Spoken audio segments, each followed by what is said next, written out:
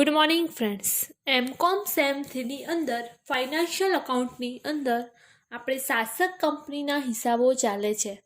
અગાઉના લેક્ચરની અંદર આપણે આ ચેપ્ટરના થોડાક એક્ઝામ્પલ જોયા હતા. આજે આપણે એક નવા હવાલાવાળો એક્ઝામ્પલ જોઈશું. દાખલા નંબર 5 છે, પેજ નંબર 116 છે. જેના જોડે બુક્સ ના હોય ગ્રુપની અંદર રકમ શેર કરવામાં આવશે તો રકમ જોડે લઈને બેસજો, બરાબર. હવે જે સ્ટોકમાં નહીં મળેલ, અગાઉ આપણે જે રીતે શાસક કંપની ગૌણ કંપનીની આપણે ગણતરી કરતા, બરાબર. પહેલાં શું શોધતા? એનો ભાગ શોધતા, પછી મહેસૂલી નફો શોધતા, મૂડી નફો શોધતા, પાઘડી શોધતા, લઘુમતી હિત શોધતા.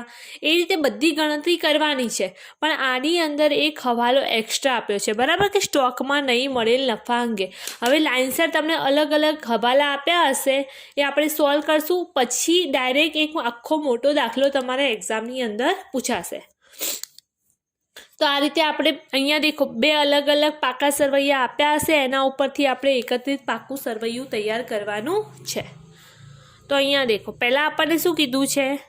નીચે અ કંપની લિમિટેડ અને ગૌણ બ કંપની લિમિટેડ. આ પહેલી લીટી ઉપરથી આપણને ખબર પડે છે કે અ કંપની શાસક કંપની છે અને ગૌણ કંપની બી. એટલે ગૌણ એ કઈ કંપની થશે? બી એ કેવી કંપની થશે? ગૌણ કંપની. અ કંપનીએ શું કર્યું હશે? બી કંપનીના શેર ખરીદ્યા હશે. એટલે બી કંપની ગૌણ કંપની અને અ કંપની શાસક કંપની બને છે. ત્યારબાદ બ કંપની લિમિટેડના તારીખ 31/12/2013ના રોજના પાકા સરવૈયા આપવામાં આવ્યા છે. બંનેના અ કંપનીનું અને બ કંપનીનું બંનેનું અલગ અલગ પાકું સરવૈયું આપ્યું છે. એના ઉપરથી આપણે એકત્રિત પાકું સરવૈયું બનાવવાનું છે, બરાબર. પહેલાં સત્તાવાર થાપણ, એનો તો કોઈ યુઝ થતો નથી. ઇક્વિટી શેર મૂડી છે, ડિબેન્ચર, લેણદાર, અનામત, ધનુ ખાતું. અહીંયા જમીન, મકાન, પ્લાન્ટ મશીનરી, ફર્નિચર. અહીંયા દેખો, આ મેઇન છે, બરાબર. આપણે અ કંપની બ કંપનીના શેર ખરીદે તો શું કરે છે? એના ચોપડે શું એન્ટ્રી થાય છે? રોકાણો, બરાબર. બ કંપની લિમિટેડ શેરમાં રોકાણ, મૂળ કિંમત ₹15,000, શેર દીઠ ₹12ની કિંમતે 1,80,000 છે.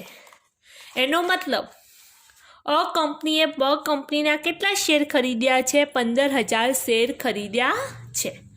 આગળ માલ સ્ટોક છે. માલ સ્ટોકનો જ હવાલો છે, બરાબર. સ્ટોકમાં નહીં મળેલ નફા અંગે એ આપણે આગળ જોઈશું.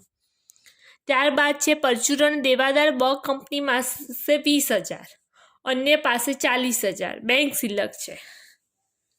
ત્યારબાદ બ કંપનીનું પાકું સરવૈયું.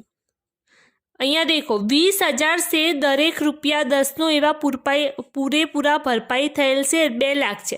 અહીંયા દેખો, બ કંપનીના શેર કેટલા છે? ₹20,000. હવે 20,000માંથી અ કંપની એના કેટલા શેર ખરીદે છે? 15,000.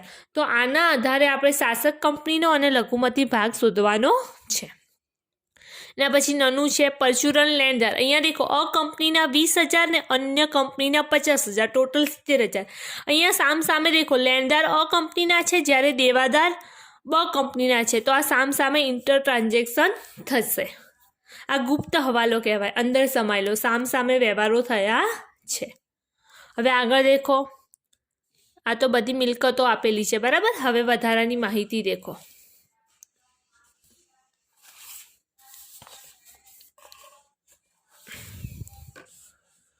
શું કીધું છે આપણને?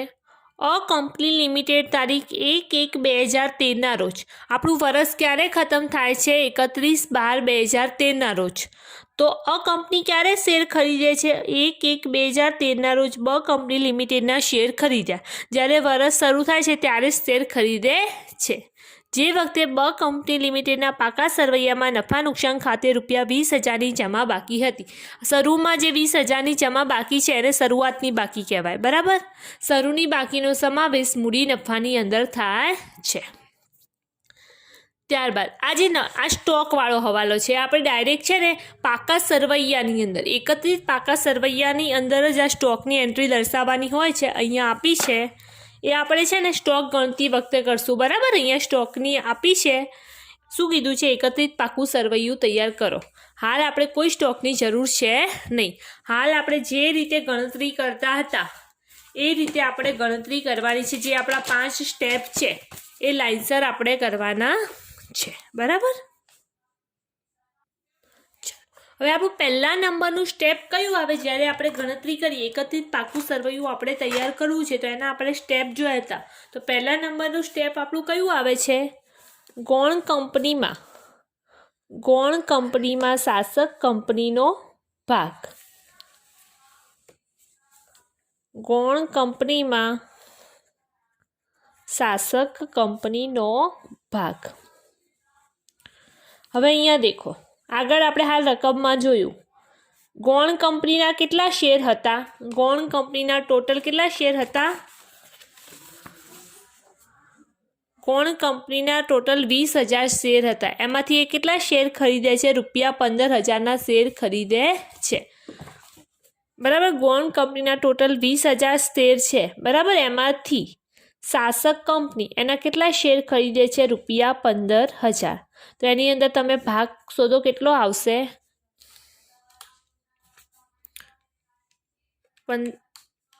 15,000 ગુણ્યા 100 ભાગ્યા 20,000.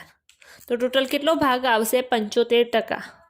હવે ગૌણ કંપનીના ટોટલ 20,000 શેર છે, એમાંથી શાસક કંપની 15,000 ખરીદે છે, તો લઘુમતી હિત કેટલું વધશે? લઘુમતીનો ભાગ કેટલો આવશે? 20,000માંથી એમના જોડે કેટલા વધશે? જાહેર જનતાને વેચવા માટે 5,000 શેર વધશે. ગૌણ કંપની જોડે કેટલા શેર વધશે? 5,000 શેર. ટોટલ કેટલા શેર છે? 20,000 શેર. ગુણ્યા 100 કરો તો કેટલા આવશે? 25%. એમ બી 75% જો શાસક કંપનીનો ભાગ હોય તો ગૌણ કંપનીના ભાગે કેટલા ટકા આવશે? 25% આવશે, બરાબર. તો આપણું પહેલા નંબરનું સ્ટેપ હતું. હવે આપણું બીજા નંબરનું સ્ટેપ કયું આવશે? પહેલા નંબરનું આવ્યું કે ગૌણ કંપનીમાં શાસક કંપનીનો ભાગ. હવે આપણું બીજા નંબરનું સ્ટેપ આવશે મૂડી નફો. શું આવે? મૂડી નફો. તો મૂડી નફો કોને કહેવાય? શેર ખરીદ્યા પહેલાંનો જે નફો હોય, શેર ખરીદ્યા પહેલાંનો નફો, એને કેવો કહેવાય? મૂડી નફો કહેવાય. આપણે બે નફાની ગણતરી કરીએ છીએ, મૂડી નફો અને મહેસૂલી નફો. તો મહેસૂલી નફો કોને કહેવાય? શેર ખરીદ્યા પછીનો જે નફો હોય, શેર ખરીદ્યા પછીનો નફો, એને કેવો નફો કહેવામાં આવે છે? મહેસૂલી નફો કહેવામાં આવે છે. તો આપણું વર્ષ ક્યારે સ્ટાર્ટ થાય છે? 1/1/2013ના રોજ. ક્યારે સ્ટાર્ટ થાય છે? 1/1/2013ના રોજ. અને ખતમ ક્યારે થાય છે? 31/12/2013ના રોજ. આપણે રકમમાં જોયું હતું કે આપણે કઈ તારીખે શેર ખરીદ્યા છે? 1/1/2013ના રોજ. તો એના પહેલાંની જે બાકી હોય એનો સમાવેશ શેમાં થાય છે? મૂડી નફાની અંદર થાય છે. એના પછીની જે બાકી હોય એનો સમાવેશ ક્યારે શેમાં થાય છે? મહેસૂલી નફાની અંદર થાય છે. આપણે જોયું હતું કે મૂડી નફા અને મહેસૂલી નફાની અંદર બે વસ્તુઓનો સમાવેશ થાય, એક અનામત અને બીજું નફા નુકસાન ખાતું, બરાબર. એક અનામત આવે અને બીજું શું આવે છે? નફા નુકસાન ખાતું આવે છે. હવે આની અંદર કઈ બાકી જોવામાં આવે છે? જે શરૂની બાકી હોય એ ધ્યાનમાં લેવામાં આવે છે, બરાબર. અનામત અને નફા નુકસાન ખાતાની અંદર જે આપણે શરૂઆતની બાકી હોય એ ધ્યાનમાં લેવામાં આવે. અને કયું પાકું સરવૈયું દેખવામાં આવે છે? ગૌણ કંપનીનું પાકું સરવૈયું જોવામાં આવે છે. તો અહીંયા દેખો, અહીંયા જે બાકી આપી છે ₹50,000 એ આખરની બાકી કહેવાય. પાકું સરવૈયું આખરની તારીખનું હોય, 31/12/2013ના રોજનું, બરાબર. અહીંયા અનામત નથી આપી, ડાયરેક્ટ આપણને શું આપ્યું છે? નફા નુકસાન ખાતું આપ્યું છે, અનામત આપેલી નથી. હવે અહીંયા દેખો, અ કંપની લિમિટેડ 1/1/2013ના રોજ બ કંપની લિમિટેડના શેર ખરીદ્યા હતા, ત્યારે બ કંપની લિમિટેડના પાકા સરવૈયામાં નફા નુકસાન ખાતે ₹20,000ની જમા બાકી હતી. તો શરૂઆતનો નફા નુકસાન ખાતું 1/1/2013ની બાકી કેટલી છે? ₹20,000 છે. અને અનામત આપેલી નથી, બરાબર. અનામત આપણને આપેલી નથી, તો ડેશ કરી દો. જેટલો સમાવેશ મૂડી નફામાં જેટલી રકમનો સમાવેશ થાય છે એટલી જ રકમનો સમાવેશ શેમાં થાય છે? મહેસૂલી નફાની અંદર થાય છે. તો મૂડી નફામાં શું આવે? બે વસ્તુ આવે, અનામત અને નનું ખાતું. બરાબર, આમાં આખરનું આવે અને આમાં તાપેલી છે નહીં. હવે આપણને પાકા સરવૈયામાં નફા નુકસાન ખાતાની બાકી કેટલી દર્શાવી હતી? આખરની બાકી ₹50,000. કેટલી દર્શાવી હતી? 50,000. એમાં શરૂઆતની બાકી કેટલી છે? ₹20,000. ટોટલ 50,000 બાકી છે, એમાં શરૂઆતની બાકી 20,000 છે, તો આખરની બાકી કેટલી આવે? મહેસૂલી નફામાં કેટલી રકમ આવશે? 30,000. તો દેખો, શેર ખરીદ્યા પહેલાંનો નફો કેટલો હતો? 20,000. ટોટલ નફો 50,000 છે, તો શેર ખરીદ્યા પછીનો નફો કેટલો થશે? ₹30,000 થશે. બરાબર. તો અહીંયા આપણા 3 સ્ટેપ ક્લિયર થાય છે. પહેલું શાસક કંપનીનો ભાગ, મૂડી નફો, મહેસૂલી નફો. ત્યારબાદ ચોથા નંબરનું સ્ટેપ આપણે કયું શોધશું? પાઘડી. કયું શોધશું? પાઘડી. હવે એ તો ફિક્સ છે નહીં કે આપણને પાઘડી મળશે કે મૂડી અનામત મળશે. જો શેરની ખરીદ કિંમત વધુ હોય, શેરના મૂળ કિંમત કરતાં શેરની ખરીદ કિંમત વધુ હોય તો પાઘડી મળે, અને શેરના મૂળ કિંમત કરતાં શેરની ખરીદ કિંમત ઓછી હોય તો આપણને મૂડી અનામત મળે છે. તો સૌથી પહેલું આપણે શું લખવાનું? શેરની મૂળ કિંમત લખવાનું. શું લખવાનું? શેરની મૂળ કિંમત. તો શેરની મૂળ કિંમતમાં શું આવશે? કેટલા શેર ખરીદ્યા એ આવશે. બરાબર. અહીંયા દેખો, 20,000 શેર, દરેક ₹10નો. હવે 20 રકમ કેટલી છે? 2 લાખ છે. તો આપણે કેટલા શેર ખરીદ્યા છે ટોટલ? 20,000માંથી આપણે 15,000 શેર ખરીદ્યા, તો 15,000 શેર દરેક ₹10નો, તો એની મૂળ કિંમત કેટલી થાય? 20,000માંથી આપણે કેટલા શેર ખરીદ્યા છે? 20. અહીંયા દેખો,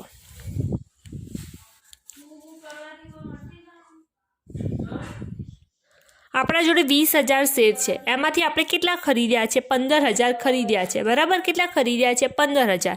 15,000 શેર દરેક ₹10નો છે. બરાબર. 15,000 શેર દરેક ₹10નો. તો શેરની મૂળ કિંમત કેટલી થશે? ₹1,50,000. ત્યારબાદ બીજા નંબરનું શું આવશે? મૂડી નફામાં. આની અંદર શું કરવાનું? આપણે મૂડી નફો એડ કરવાનો. પણ કેવો મૂડી નફો? શાસક કંપનીના ભાગે આવતો મૂડી નફો. કેવો? શાસક કંપનીના ભાગે આવતો મૂડી નફો. આગળ દેખો, કુલ મૂડી નફો આપણે કેટલો છે? ₹20,000 છે. કેટલો છે? 20,000. શાસક કંપનીનો ભાગ કેટલો છે? 75% છે. કેટલો છે? 75%. તો શાસક કંપનીના ભાગે કેટલો મૂડી નફો આવશે? 20,000ના 75% કરો, કેટલા આવશે? 20,000ના 75% કેટલા આવે છે? ₹15,000. કેટલા આવે છે? 15,000. ટોટલ કરો, કેટલા થશે? ₹1,65,000 થશે. આ જે રકમ આવે એને શું કહેવાય? શેરની આંતરિક કિંમત. શું કહેવાય? શેરની આંતરિક કિંમત. તમારે શેરની મૂળ કિંમતની અંદર મૂડી નફો એડ કરવાનો, એટલે તમને શું મળશે? શેરની આંતરિક કિંમત મળશે. હવે જો આ આંતરિક કિંમત કરતાં જો ખરીદ કિંમત વધારે હોય, તો શું મળશે? પાઘડી મળશે. ખરીદ કિંમત ઓછી હશે તો શું મળશે? મૂડી અનામત મળશે. તો દેખો, ખરીદ કિંમત કેટલી છે? અહીંયા દેખો, રોકાણ મૂળ કિંમત 15,000 શેર દીઠ ₹12ની કિંમતે ₹1,80,000. 15,000 શેર છે. 15,000 શેર છે, પણ કયા ભાવે ખરીદ્યા છે? 12ના ભાવે. અને આંતરિક કિંમત, ખરીદ કિંમત એની કેટલી છે? ₹1,80,000 ખરીદે છે. કઈ કિંમતે ખરીદે છે? ₹1,80,000. તો ખરીદ કિંમત ઓછી કહેવાય કે વધારે કહેવાય? અહીંયા આપણને દેખાય છે કે ખરીદ કિંમત આપણી કેવી છે? વધારે છે. આંતરિક કિંમત કરતાં ખરીદ કિંમત કેટલી છે? કેવી છે? વધારે છે. કેટલી વધારે છે? ₹15,000. જો વધારે હોય તો એને શું કહેવાય? પાઘડી કહેવામાં આવે. શું કહેવામાં આવે છે? પાઘડી. તો અહીંયા આપણા 4 સ્ટેપ પૂરા થાય છે. બરાબર. આપણને પાઘડી મળી ગઈ. ત્યારબાદનું સ્ટેપ કયું આવશે? લઘુમતી હિત. બરાબર. ચોથા નંબરનું સ્ટેપ આપણું પાઘડી આવે. ત્યારબાદ 5મા નંબરનું આપણું સ્ટેપ આવશે લઘુમતી હિત. તો લઘુમતી હિતની અંદર ત્રણ વસ્તુનો સમાવેશ થાય છે, બરાબર. લઘુમતી હિતની અંદર શું થાય છે? ત્રણ વસ્તુનો સમાવેશ થાય. પહેલું શું આવે? શેર મૂડીમાં હિસ્સો. બીજું આવે મૂડી નફામાં હિસ્સો.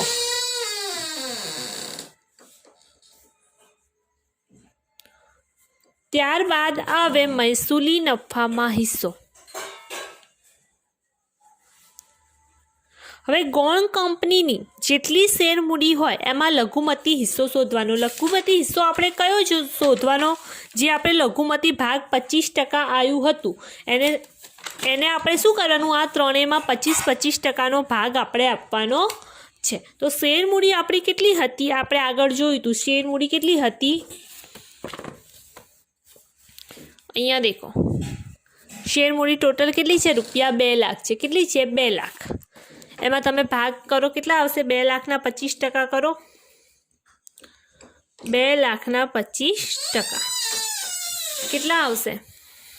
50,000 આવશે. કેટલા આવશે? 50,000. પછી મૂડી નફામાં ભાગ શોધો. મૂડી નફો કેટલો હતો? આગળ દેખો, મૂડી નફો આપણે કેટલો આવ્યો છે? મૂડી નફો 20,000 અને મહેસૂલી નફો 30,000.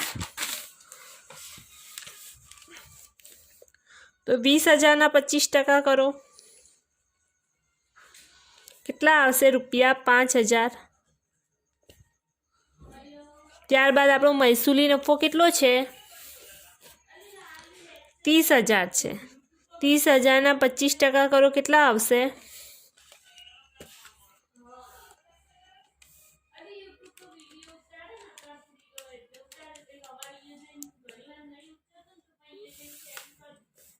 7500. બરાબર. ટોટલ કરી દો.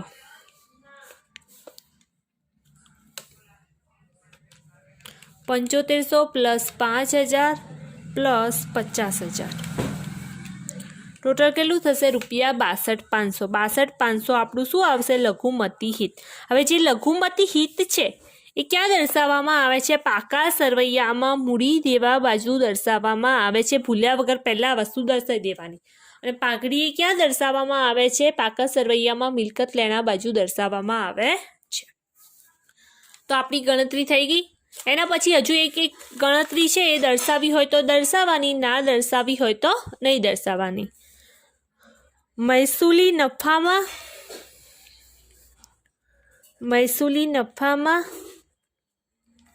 અને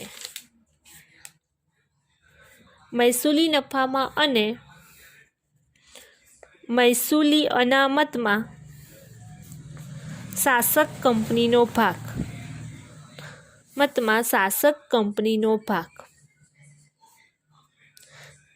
જ્યાં મહેસૂલી નફો અને મહેસૂલી અનામત છે એકત્રિત પાકા સરવૈયામાં દર્શાવવામાં આવે છે માટે. તો મહેસૂલી નફામાં અને મહેસૂલી અનામતમાં શાસક કંપનીનો ભાગ. તો આપણે આગળ જોયું હતું કે અનામત તો આપણને હતી જ નહીં, બરાબર. અનામત તો આપણને આપેલી છે જ નહીં, તો એ ડેશ કરી દો. મહેસૂલી અનામત ડેશ કરી દો. અને મહેસૂલી નફો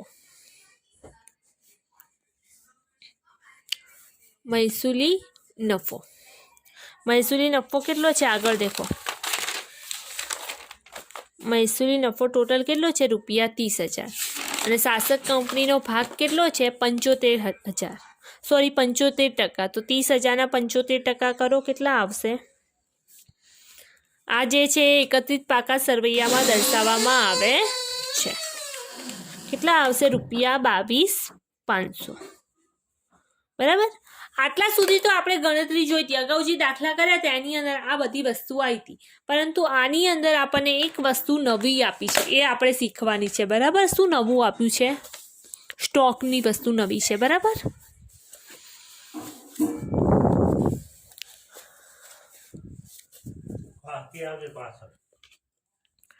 અ કંપની લિમિટેડ બ કંપની લિમિટેડ વચ્ચેના વ્યવહારમાં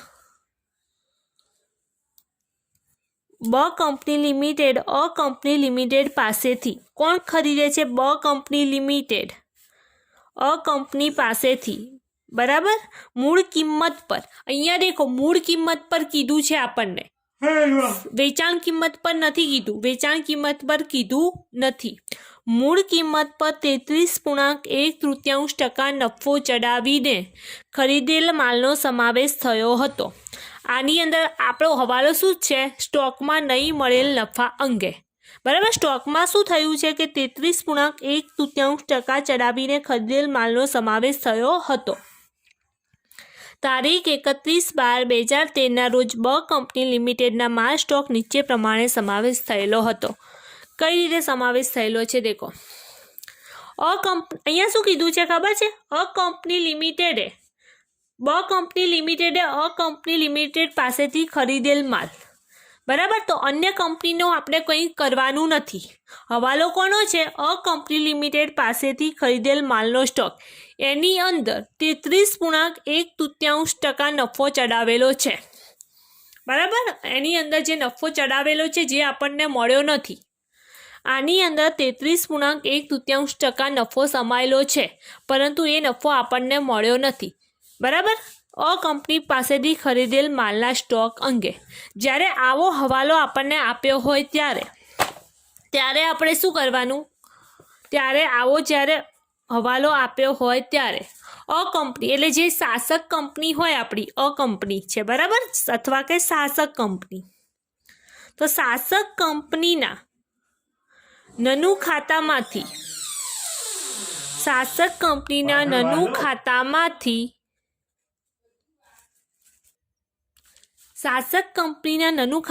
આપણે શું કરવાનું છે? જે સ્ટોકનો સમાયેલો નફો છે એ બાદ કરવાનો. બરાબર, શાસક કંપનીના નનુ ખાતામાંથી જે સ્ટોકમાં નહીં સમાયેલો નફો શું કરવાનો? સ્ટોકમાં રહેલો નફો બાદ કરવાનો. આ ફિક્સ જ છે. બરાબર, આવો હવાલો પૂછાય તો આપણે એ જ કરવાનું. શાસક કંપનીના નફા નુકસાન ખાતામાંથી જેટલો નફો છે, બરાબર, એમાંથી સ્ટોકમાં રહેલો નફો બાદ કરવાનો. એક એન્ટ્રી એ થશે. બીજી એન્ટ્રી એની કઈ થશે કે અ કંપનીના અથવા શાસક કંપની. અહીંયા આપણે શાસક કંપની જ છે. બરાબર, અ કંપનીના સ્ટોકમાંથી એટલી રકમ બાદ કરવાની. અ કંપનીના સ્ટોકમાંથી રકમ જેટલો પણ નફો સમાયેલો છે, બરાબર, અ કંપનીના સ્ટોકમાં જેટલો નફો બાદ કરવો. જેટલો નફો સમાયેલો તે શું કરવો? તે બાદ કરવો. આ બે એન્ટ્રી છે, યાદ રાખવાની. બરાબર, કે જ્યારે આપણને આવું કીધું હોય કે નફો આટલા ટકા સમાયેલો છે, આપણને કીધું છે કે મૂળ કિંમત પર 33.1/3 નફો સમાયેલો છે, તો જેટલો પણ નફો સમાયેલો છે એ આપણે શું કરવાનું? અ કંપનીના નફા નુકસાનમાંથી બાદ કરવાનો અને અ કંપનીના સ્ટોકમાંથી બાદ કરવાનો. આ બે એન્ટ્રી થશે, એટલું યાદ રાખવાનું. શેમાં? ક્યારે? જ્યારે આપણે એકત્રિત પાકું સરવૈયું બનાવીએ ત્યારે. તો ચલો, આપણને એક ફોર્મેટ ખબર જ છે. જો મૂળ કિંમત પર 33.1/3 નફો હોય તો વેચાણ કિંમત પર કેટલો થશે? આપણને આ ફોર્મેટ આપણે શીખેલા છીએ. બરાબર, જો મૂળ કિંમત પર 33.1/3 નફો હોય તો વેચાણ કિંમત પર એ ટકાવારી કેટલી થાય છે? 25% થાય. કેટલી થાય? 25%.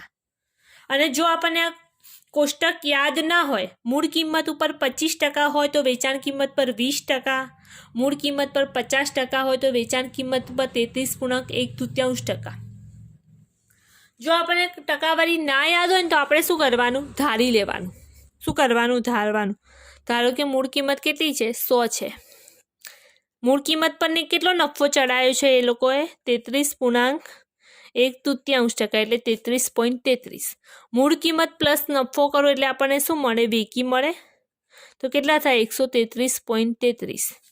જો વેચાણ કિંમત 133.33 હોય તો નફો 33 હોય, બરાબર, તો નફો કેટલો છે? 33.33%.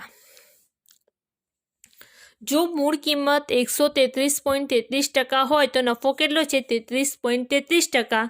તો 100 કેટલો કરો? એટલો જ આવશે. તો 100 કેટલા કરો? 100 × 33.33 ભાગ્યા 133.33 देखो 25% આવે છે 24.99 એટલે કેટલા કહેવાય 25%। આ રીતે કરો તો પણ ચાલે અને જો તમારે મૂળ કિંમત 33.1 આપી હોય તો વેચાણ કિંમત 25% જ થાય એટલું યાદ રાખી દેવાનું, બરાબર। ના યાદ રહે તો આ રીતે ગણતરી કરી શકાય। તો સ્ટોક પર કેટલો નફો રહેલો છે? સ્ટોક પર 25%, મૂળ કિંમત પર 33.1 પણ વેચકી એની કેટલી થાય 25%। તો અહીંયા દેખો અ કંપની પાસેનો સ્ટોક કેટલો છે? અ કંપની પાસેનો સ્ટોક 316 છે, બરાબર। કેટલા છે? 30,016 રૂપિયા છે। અ કંપની પાસેનો સ્ટોક કેટલો છે? અ કંપની પાસેનો સ્ટોક જે બ કંપનીએ ખરીદ્યો છે, જેની અંદર નફો સમાયેલો છે, કેટલો છે? 316। કેટલા ટકા નફો સમાયેલો છે? 316 પર કેટલા ટકા નફો સમાયેલો છે? 25%। આની અંદર કેટલો નફો સમાયેલો છે? 25%। તો કેટલા આવ્યા? 7,504 રૂપિયા। ટોટલ કરો, સ્ટોક 3,016 છે, એની અંદર નફો 7,504 સમાયેલો છે।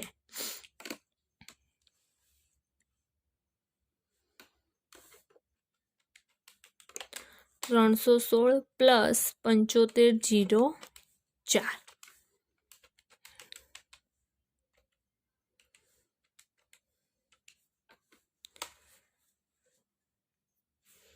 નફો કેટલો સમાયેલો છે? 75,004, બરાબર। સ્ટોક બ કંપનીએ અ કંપની પાસેથી ખરીદેલો સ્ટોક કેટલો છે? 316 રૂપિયા। એની અંદર નફો 25% સમાયેલો છે, એટલે કેટલો સમાયેલો છે? 25%, એટલે 75,004। પણ એની અંદર પણ આપણે શું કરવું પડે? શાસક કંપનીનો ભાગ શોધવો પડે। ટોટલ કુલ નફો કેટલો સમાયેલો છે? 75,004। એમાંથી આપણે જેટલો શાસક કંપનીના ભાગે આવે એટલો જ આ રીતે હવાલામાંથી જે આપણે લખ્યું હતું ને કે બાદ થશે, જેટલો શાસક કંપનીના ભાગે આવે એટલો નફો જ આપણે બાદ થશે। તો કુલ નફો કેટલો છે? 7,504 રૂપિયા। એમાંથી શાસક કંપનીનો ભાગ કેટલો છે? 75% છે। કેટલો છે? 75% છે। તો તમે 7,504ના 75% કરો, કેટલા આવશે? 5628। કેટલો નફો સમાયેલો છે? ₹5628 નફો સમાયેલો છે, બરાબર। આપણને નફો સ્ટોક કેટલો આવ્યો તો 316, એમાં 25% નફો, એમાં 25% નફો કર્યો એટલે કેટલા આવ્યા? 75,004। એમાં શાસક કંપનીનો ભાગ કેટલો આવ્યો? 5628। હવે આ શું થશે? 5628 છે એ શું થશે? નફા નુકસાન ખાતામાંથી બાદ થશે અને સ્ટોકમાંથી, શાસક કંપનીના સ્ટોકમાંથી આ રકમ બાદ થશે। આની એન્ટ્રી આવી રીતે થાય છે। આ હવાલો યાદ રાખવાનો, જ્યારે સ્ટોકનો હવાલો આવે ત્યારે આ બંનેમાંથી બાદ કરવાનું છે। હવે આપણે એક પેજનું એકત્રિત પાકું સરવૈયું તૈયાર કરશું। ચલો, આપણે એક પેજનું એકત્રિત પાકું સરવૈયું તૈયાર કરવાનું। એકત્રિત પાકું સરવૈયું એટલે અ અને પ કંપનીનું બંનેનું ભેગું પાકું સરવૈયું।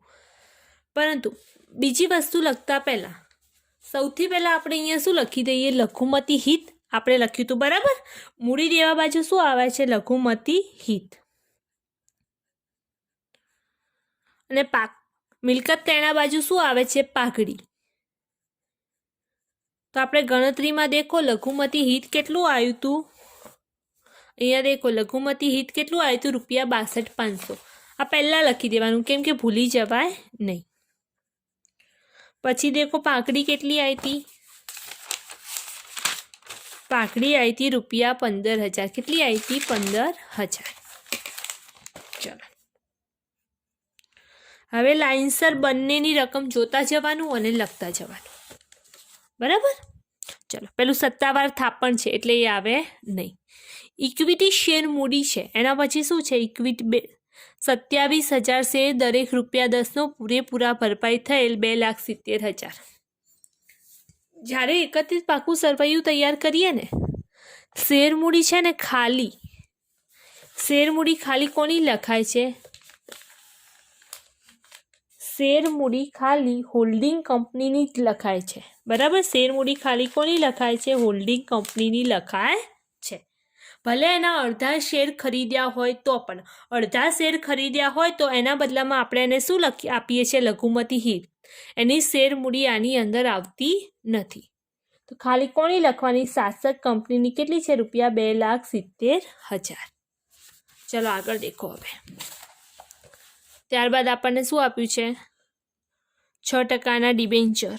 બરાબર, અહીંયા છે 6% ડિબેન્ચર નથી તો જોઈ જોઈને એવા ને એવા લખી દો. કેટલા છે? 60,000. 6% ડિબેન્ચર 60,000. ત્યારબાદ શું કીધું છે? લેણદાર. શાસક કંપનીના લેણદાર કેટલા છે? ₹30,000 છે. બરાબર, શાસક કંપનીના કેટલા છે? ₹30,000 છે. લેણદારના 2 ભાગ પાડો. લેણદારના આપણે શું કરો? 2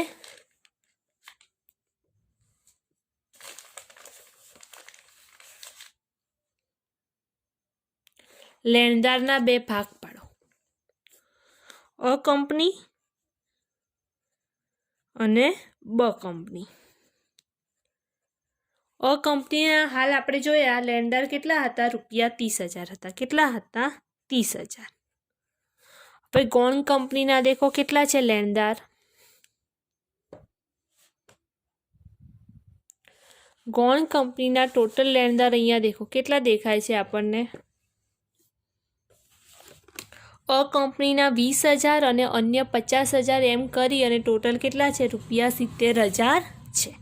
ટોટલ કેટલા છે? 70,000 છે. બરાબર, ટોટલ લેણદાર બ કંપનીના 70,000 છે. પણ એની અંદર શું કીધું છે?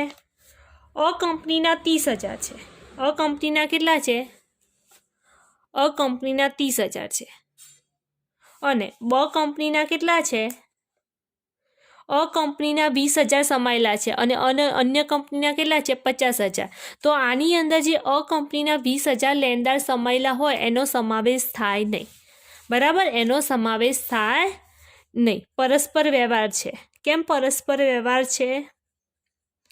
એ 20,000નો સમાવેશ થશે નહીં. તો કેટલા આવશે? આ 1,00,000 થશે ને એમાંથી 20,000 બાદ કરો તો કેટલા આવશે? ₹80,000. બરાબર, કેમ સમાવેશ થતો નથી? અહીંયા દેખો, પરચુરણ દેવાદારમાં બ કંપની પાસેના દેવાદાર કેટલા છે? 20,000 છે.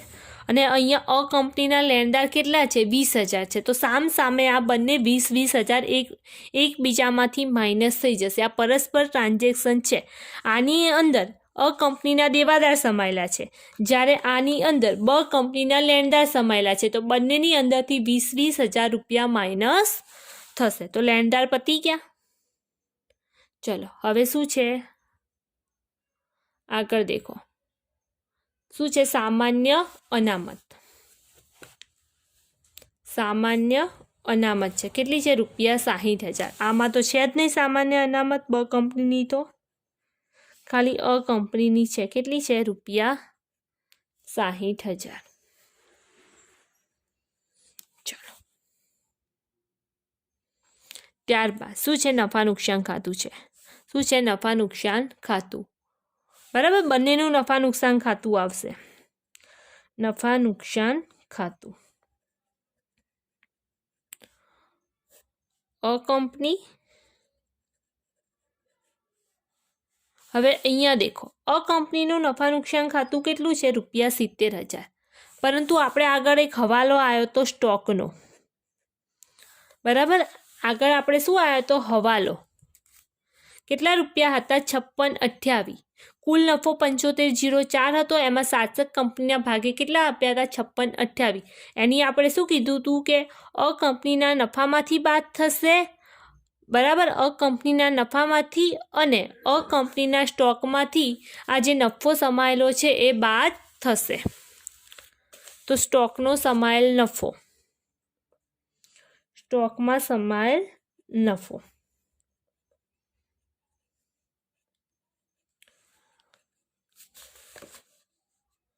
કેટલો છે? ₹56,28 પ્લસ બ કંપનીનો નફો. પ્લસ શું થશે? બ કંપનીનો નફો.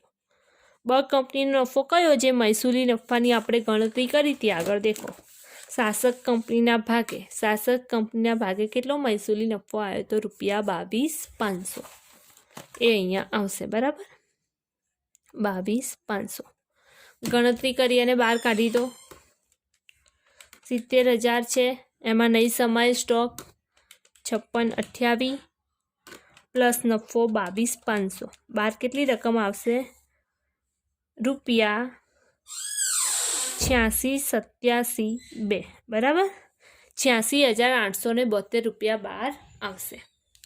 હવે દેખો બ કંપનીના કશું ચોપડે કોઈ રકમ બાકી છે અનામત પતી ગઈ નનું પતી ગઈ બ કંપનીના ચોપડે પણ બધી રકમ પતી ગઈ। હવે મિલકત લેણા સાઈડ આવી જાઓ બધી મિલકતો લાઇનસર પ્લસ કરીને લખવાની છે બરાબર।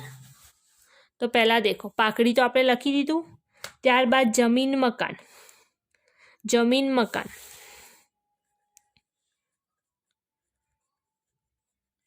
અ કંપનીની કેટલી છે ₹50,000 અને બ કંપનીની કેટલી છે 36,000 બંનેનું ટોટલ કરો 50,000 અને 36,000 અને 12 રકમ લાવો કેટલી થશે 86,000। ત્યારબાદ પ્લાન્ટ અને મશીનરી આની અની 1 લાખ છે અને બની 26,000 છે બંનેનું ટોટલ કરીને 12 લઈ દો પ્લાન્ટ અને મશીનરી અની કેટલી છે 1 લાખ બની છે 26,000 12 કરો કેટલા આવશે 1,26,000। ત્યારબાદ ફર્નિચર આમાં ફર્નિચર કેટલા છે ઓમાં 10,000 છે અને બમાં 1,000 બરાબર ફર્નિચર 10,000 અના અને બના છે 1,000 ટોટલ કેટલા થશે ₹11,000। ત્યારબાદ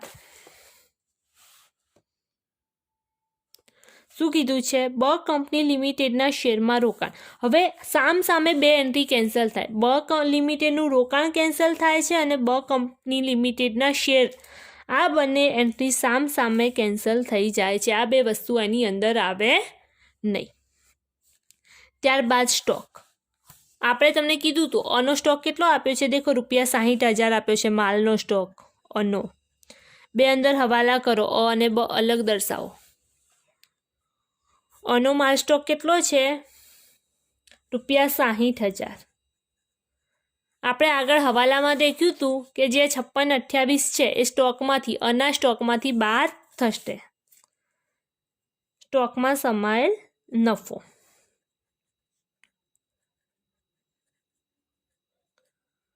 કેટલો છે 56,28 ત્યારબાદ બનો સ્ટોક દેખો કેટલો છે બનો માલ સ્ટોક છે ₹91,000 બનો માલ સ્ટોક કેટલો છે 91,000 એમાં તો કોઈ હવાલો આવે નહીં ટોટલ કરીને બહાર નીકાળી દો 60,000માંથી 56,28 બાદ કરો પ્લસ 91,000 સરવાળો કરો બાર કેટલા આવશે 1,45,372 બહાર આવશે બરાબર સ્ટોક પતી ગયું। ત્યારબાદ દેખો શું આપ્યું છે આપણને પરચુરણ દેવાદાર શું આપ્યું છે પરચુરણ દેવાદાર હવે પરચુરણ દેવાદારની અંદર આપણે જોયું હતું અંદર ભાગ પાડવાના અ કંપનીના બ કંપનીના અને પરસ્પર વ્યવહારના અંદરથી શું કરવાના છે પરસ્પર જે વ્યવહાર છે એના દેવાદાર બાદ કરવાના તો અહીંયા દેખો ટોટલ દેવાદાર કેટલા છે અ કંપની પાસે ₹60,000 કેટલા છે અ કંપની પાસે ₹60,000 બરાબર પછી બ કંપની પાસે દેખો બ કંપની પાસે ટોટલ કેટલા છે 1 લાખ છે એની અંદર શું કીધું છે દેખો, બ કંપની પાસેના લેણદાર દેવાદાર ₹20,000 છે અને અહીંયા લેણદાર ₹20,000, તો બંનેમાંથી 20,000 બાદ થાય. લેણદારમાંથી આપણે 20,000 બાદ કર્યા હતા, બરાબર. અહીંયા લેણદારમાંથી આપણે 20,000 બાદ કર્યા હતા. હવે દેવાદારમાંથી પરસ્પર વ્યવહારના 20,000 બાદ થશે, તો બહાર કેટલી રકમ આવશે? ₹1,40,000. કેટલા આવશે? 1,40,000. દેવાદાર પતી ગયું, અહીંયા પણ દેવાદાર પતી ગયું. અહીંયા દેખો હવે શું છે? બેંક સિલક. બેંક સિલક અને બેંક સિલક કેટલી છે? ₹30,000 અને બની કેટલી છે? 56,000. કેટલી છે? 56,000. બંનેનો સરવાળો કરી દો, 30,000 અને 56,000, તો કેટલા થશે? 86,000 થશે. ત્યારબાદ શું આપ્યું છે? અહીંયા તો બધા વ્યવહાર પતી ગયા. અહીંયા દેખો શું છે? લેણી હુંડી બાકી છે. કેટલા છે? ₹10,000. કેટલી છે લેણી હુંડી? ₹10,000. ચલો હવે બંને સાઈડનું ટોટલ કરી દો, કેટલા આવે છે? ચલો પહેલાં આપણે મૂડી દેવા સાઈડનું ટોટલ કરશું. 62,500 છે plus 2,70,000 plus 60,000 plus 80,000 plus 60,000 plus 86,872 total કેટલું થાય છે? 61,93,72 ₹6,19,372 મૂડી દેવા સાઈડનું ટોટલ થાય છે. ચેક કરો મિલકત લેણા સાઈડ એટલું ટોટલ થાય છે કે નહીં. 15,000 છે, 86,000, 1,26,000 plus 11,000 plus 1,45,372 plus 1,40,000 plus 86,000 plus 10,000.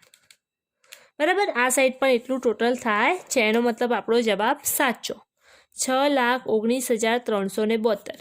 આમાં આપણે જે દાખલા કર્યા ને એના જેવા જ દાખલા હતા અગાઉ, પણ આમાં એક સ્ટોકનો જે હવાલો હતો એ નવો હતો. તો સ્ટોકમાં શું કરવાનું? આપણે સ્ટોકની અંદર નફા નુકસાનમાંથી બાદ કરવાનું અને આ સાઈડ અના સ્ટોકમાંથી આપણે બાદ કરવાનું. એટલે હોલ્ડિંગ કંપનીના સ્ટોકમાંથી આપણે બાદ કરવાનું છે. Okay, thank you.